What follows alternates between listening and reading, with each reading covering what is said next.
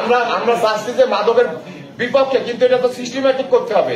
যারা সাধু সন্ন্যাসী যারা ঘর বাড়ি ত্যাগ করেছে তাদের জন্য কি স্যার? এই ধরনের কথা খবরদার ভুলে উচ্চারণ করবেন না, এটা করলে কঠিন অ্যাকশন নেব।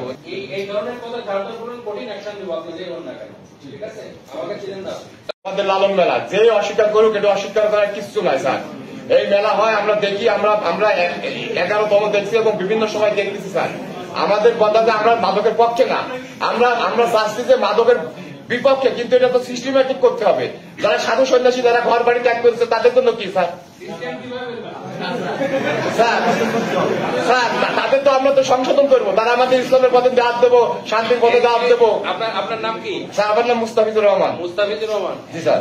আপনি মাদকের কথা বলতেছেন তো ডিস্ট্রিক্ট ম্যাজিস্ট্রেটের সামনে বসে। স্যার এটা তো আমাদের আলোচনা করবো স্যার। এটা না এটা যে কত বড় ধৃষ্টতা, ঠিক আছে? আপনি বুঝতে পারছেন? আপনি কি অ্যাডভোকেট? জি স্যার। এটা গণতান্ত্রিক দেশে এইভাবে নেবেন না। আপনি কিসের অ্যাডভোকেটই করছেন? স্যার আমি চিটাগাং ইউনিভার্সিটি থেকে পড়াশোনা করছি, এলএলবি এলএলএম। আপনি জানেন না যে ডিস্ট্রিক্ট ম্যাজিস্ট্রেটের সামনে বসে আপনি একটা গুরুতর বিষয় কথা বলতেছেন? এইটু সেন্স তো আপনার নাই। হ্যাঁ,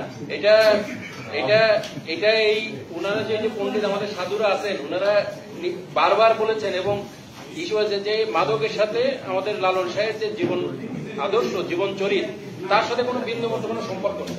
আপনি সেটার আবার সাফাই গাইতেছেন এখানে বসে বসে। না আমি সাফাই না স্যার, আমার ব্যাখ্যাটা আপনি ভুল বুঝতেছেন হয়তো। এই ধরনের কথা ঝাড়খণ্ড করুন, কঠিন অ্যাকশন নেব। আপনি যে হন না কেন, ঠিক আছে? আমাকে চিনেন না। না আপনি আসছেন, কিন্তু এই ধরনের কথা খবরদার ভুলে উচ্চারণ করবেন না, এটা করলে কঠিন অ্যাকশন নেব। তখন কিন্তু আমি ডিস্ট্রিক্ট ম্যাজিস্ট্রেটের শোরুমে ফিরে যাবো, ঠিক আছে? সুতরাং এই ধরনের সাফাই করার কোনো চেষ্টা করবেন না।